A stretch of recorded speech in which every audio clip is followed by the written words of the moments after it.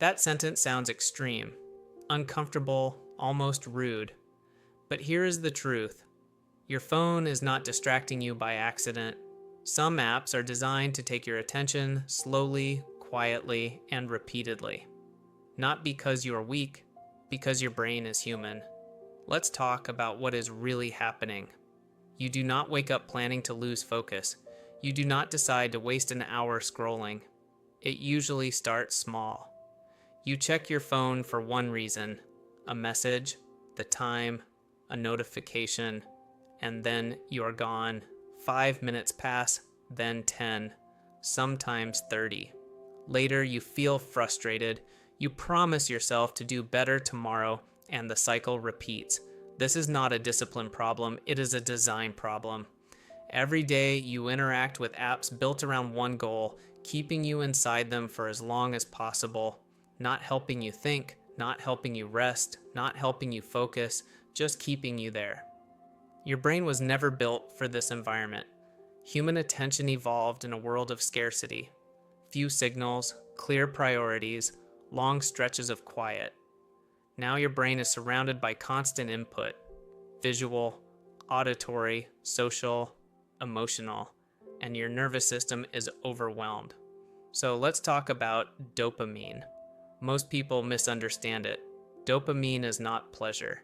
It is anticipation. It is the chemical that rises when your brain expects something might happen. A reward, a message, a sign. The important word is might. Your brain reacts strongest not to certainty, but to uncertainty. This is why some apps are so powerful. They do not give you consistent rewards. They give you unpredictable ones. Sometimes there is nothing. Sometimes there is something interesting.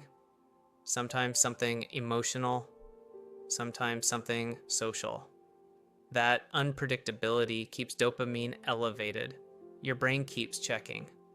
Not because it enjoys it, but because it does not want to miss the possibility. This is the same mechanism used in slot machines. Not because the outcomes are the same, but because the psychology is. Now, think about which apps use this system most aggressively.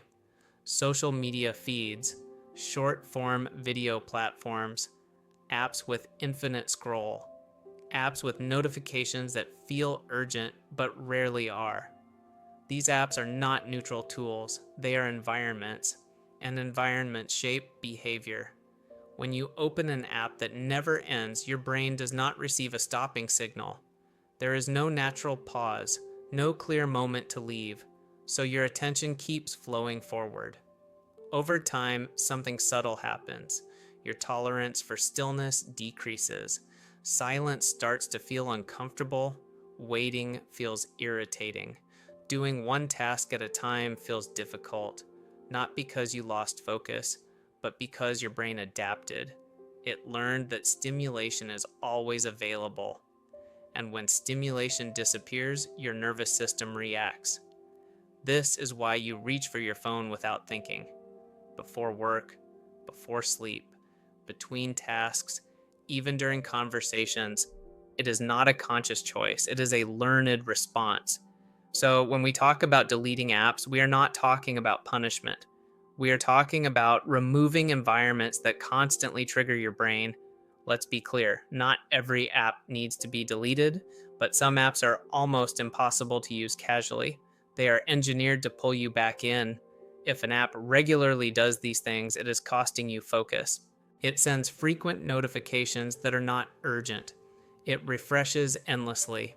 It mixes emotional content with social validation. It makes you feel slightly restless when you leave. That feeling matters, because your body is telling you something. Now here is the emotional part most people miss. When stimulation becomes constant, calm feels unfamiliar. Your brain starts to associate quiet with danger, with boredom, with discomfort. So you check your phone to regulate that feeling, not because you want entertainment, but because you want relief. This is why willpower alone does not work. Willpower is weakest when you are tired, when you are stressed, when life feels heavy. And that is exactly when these apps pull hardest. So blaming yourself makes no sense. You were not failing, you were responding to design. But once you see that, something changes because design can be changed. And now we talk about solutions, not 10 steps, not a complicated system, just a few clear moves. First, remove the apps that hijack your attention most aggressively, not temporarily, not hidden in a folder. Remove them completely. This does not mean you can never use them again. It means you stop carrying a casino in your pocket. If you need access, use them on a computer with friction, with intention. Second, turn off non-essential notifications. Notifications are not reminders, they are interruptions. Every interruption trains your brain to expect more interruptions. Your attention never settles, it stays shallow. Silence is not a problem, it is the condition focus needs to return. Third, replace, do not resist. If you remove stimulation without replacement, your brain will fight back. So create low stimulation alternatives, music without lyrics, reading a few pages, going for a short walk, sitting without input for 1 minute. At first, it will feel uncomfortable. That is normal. That discomfort is not failure. It is your nervous system recalibrating. Over time, something surprising happens. Your focus improves without effort. Your mind feels clearer.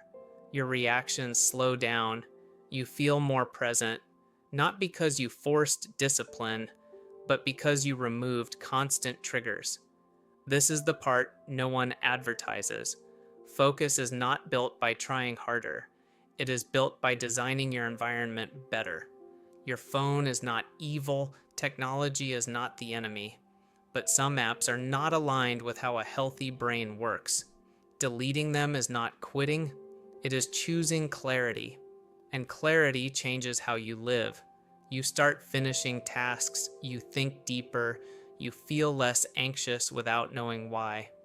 And you realize something important. Your attention was never broken, it was just overused. Once you protect it, it recovers. Slowly. Naturally. So here is the question to sit with. If your environment shapes your behavior, what would change if your phone finally worked for you instead of against you?